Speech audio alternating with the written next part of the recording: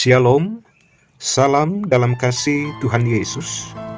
Jumpa lagi dalam program Rehat, Renungan Harian Peraya, edisi Kamis 28 April 2022.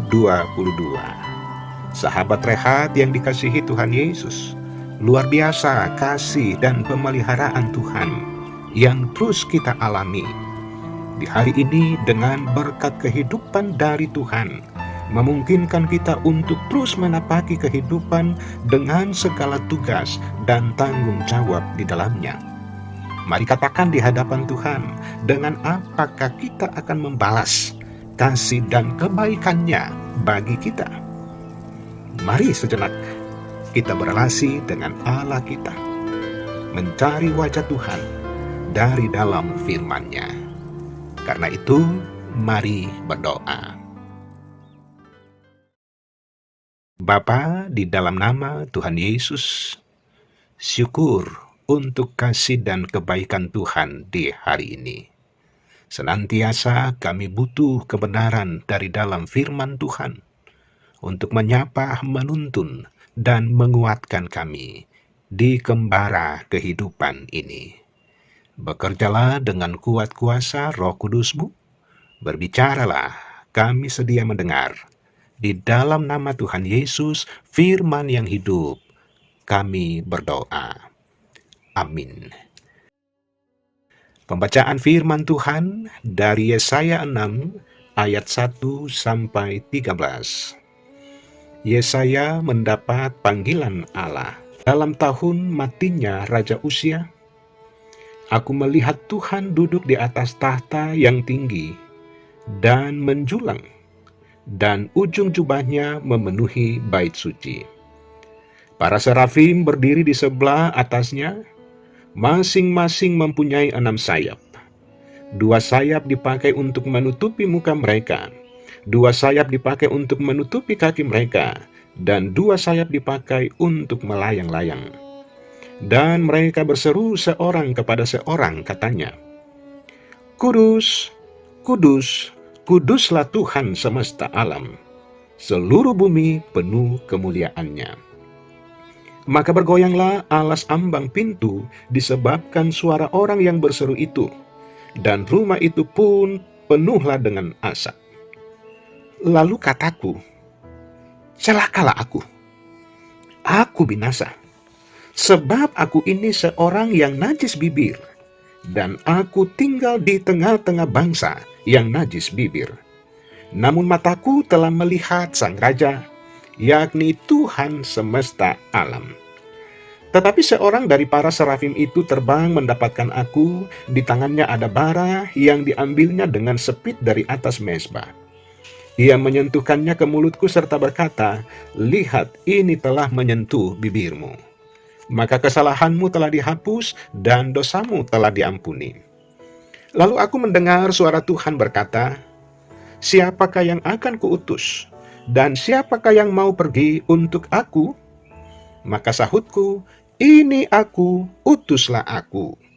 Kemudian firman-Nya, pergilah dan katakanlah kepada bangsa ini, dengarlah sungguh-sungguh tetapi mengerti, jangan.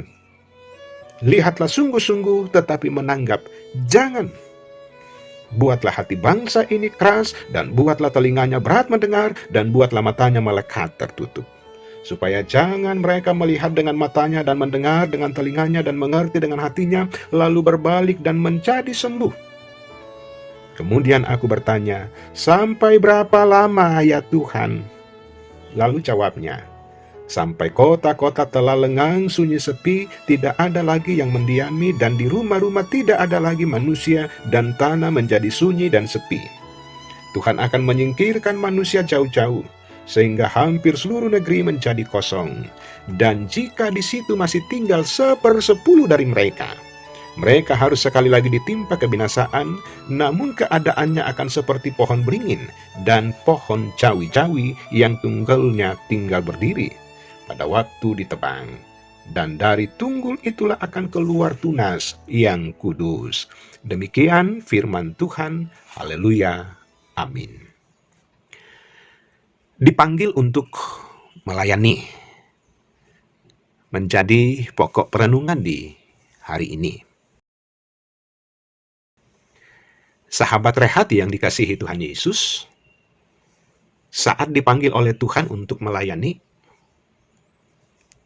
harusnya kita memiliki kesadaran penuh untuk mempersiapkan diri dengan baik, agar pelayanan berkenan kepadanya. Nah, kesadaran seperti ini harusnya dimiliki oleh setiap anak-anak Tuhan sebagai orang yang percaya kepadanya. Nabi Yesaya memulai pelayanannya dengan dasar pengenalan yang benar akan Allah.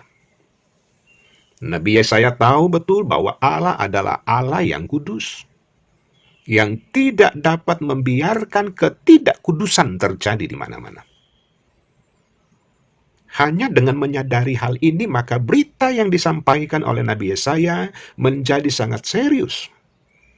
Karena Allah akan menghukum umat yang tidak kudus. Hal lain yang Yesaya taruh di dalam hatinya saat dia dipanggil oleh Allah, bahwa dia sungguh sadar tentang siapa dirinya dan betapa mulia panggilan yang dia terima. Oleh karena itu, ia harus menjalankan tugasnya dengan baik. Saat mengenal kekudusan Allah, Yesaya menyadari betapa rapuhnya dirinya, dan bahwa ia dikuduskan oleh Allah, karena itu dilayakkan untuk melayani Dia. Dengan mengetahui bahwa kekudusan dirinya adalah anugerah dari Allah, maka Nabi Yesaya sepenuhnya bersandar pada kekuatan dari Allah untuk menyampaikan firman kepada umat, bukan berdasarkan kekuatan Nabi Yesaya, bukan berdasarkan keinginan dan selera pribadinya. Sahabat rehat yang dikasihi Tuhan Yesus, selaku orang percaya, pelayanan kita harus mencontoh Nabi Yesaya.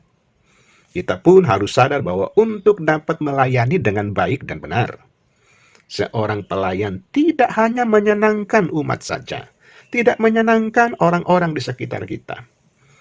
Pelayanan yang baik harus memelihara persekutuan yang erat dengan Tuhan. Karena dengan menjaga kekudusan diri dan menjaga keutuhan pemberitaan firman Tuhan, maka kita dimungkinkan untuk memenangkan jiwa-jiwa yang lebih banyak lagi untuk kemuliaan Tuhan. Amin. Mari berdoa. Syukur atas firman Tuhan di hari ini.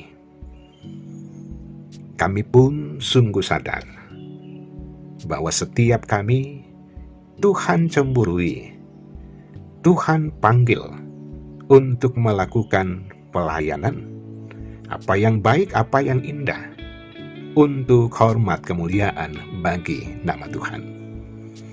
Dengan segala talenta dan kesanggupan kami, biarlah untuk kehidupan yang lebih baik, kehidupan yang menyenangkan Allah.